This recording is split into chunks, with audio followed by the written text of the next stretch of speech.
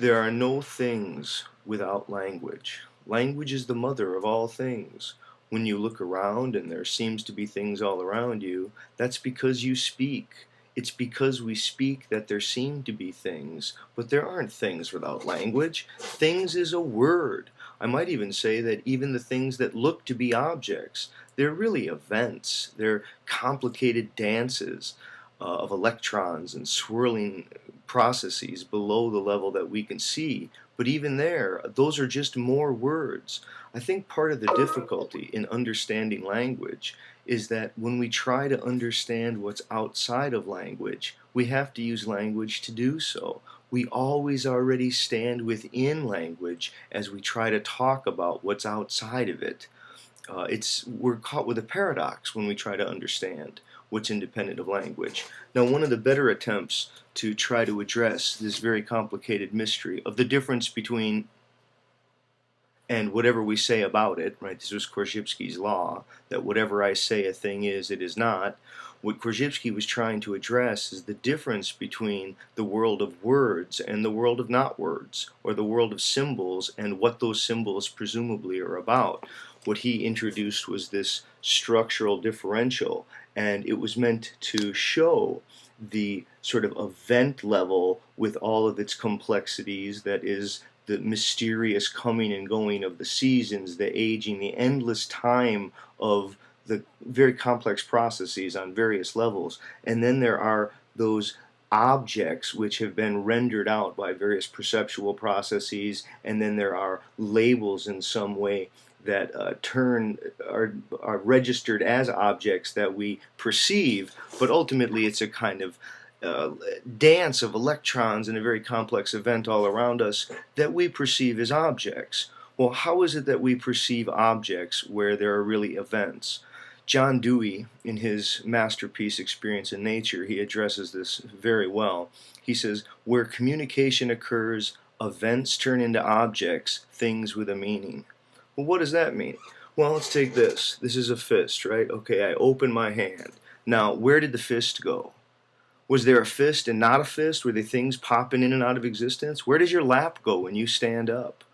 Yeah, this is Dewey's point. Things are events made into meaningful objects because we speak, right? Yeah, see, where William James, in his essays in radical empiricism, he says that relations are as real as the things. Well, what's so fascinating is that other animals certainly deal with complex relations. They manage the relations of the world around them. But humans can talk about those relations. And as we talk about relations, which are very complicated events, we turn those events into objects.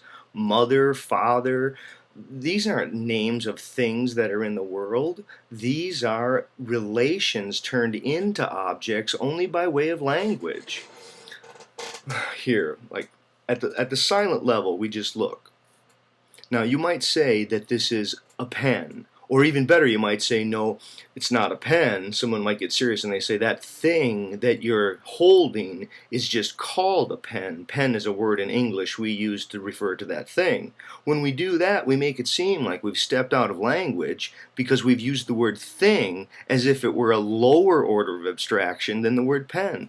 There's a sort of embedded circularity. It's called an overlapping reference by Elmar Holenstein, right? What we've done is we've treated a higher order of abstraction as if it were a lower order of abstraction. We do this all the time whenever we try to make naive verbal realist statements about what exists independent of language. I guess part of what I'm trying to suggest here is that if people could learn to understand language more robustly, they would learn to see that there are no things without language. What we call things that are independent of language, that's just an attempt to create the authority to say this is something that I'm just happen to be labeling or talking about in a certain way.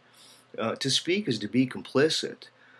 We perhaps want to deny our own complicity, that in learning to speak about things, to learning to say what something is or something isn't, and in learning to do that, we not only do we fall to a culture, but we fall to a sense of what the world is, what the world isn't, what the world should be.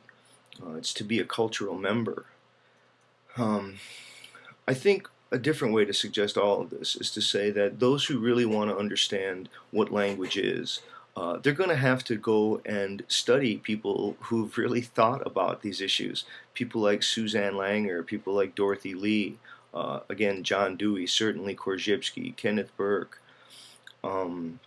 There is, unfortunate to many people, I guess, is because they seem not to have taken seriously their interconnectedness with all other people. They seem to think that they're just born with a mind. They don't seem to realize that there is no separate you there and then also a world there. That belief that there's a you and then there's also a world, and then language is just here as a bunch of labels to label those things, you're already making a mistake. See, there's just one big, yeah, and it includes, yeah, right. There's just a big mystery. And you're part of that. And even to say you're a part of it, it's language that's making those very separations. Language is the mother of all things. Right? I wish people could understand how the separations that they feel between others, as well as the identifications they feel with others, it's language itself is the origin of that merger and division. When Alfonso Lingus, in his book The Community of Those Who Have Nothing in Common, when he suggests that there is one community, the community of the dying, I mean, it's a beautiful way to capture some of it. Yeah, language, again, is probably possible only for that being who could be aware of its own death, right? Being aware of your death and language, those are different aspects of the same thing. This is a part of our openness to time, right? Language allows us to turn events into objects. Without the ability to turn an event into an object, you'd never have this thing that you call a life, all right?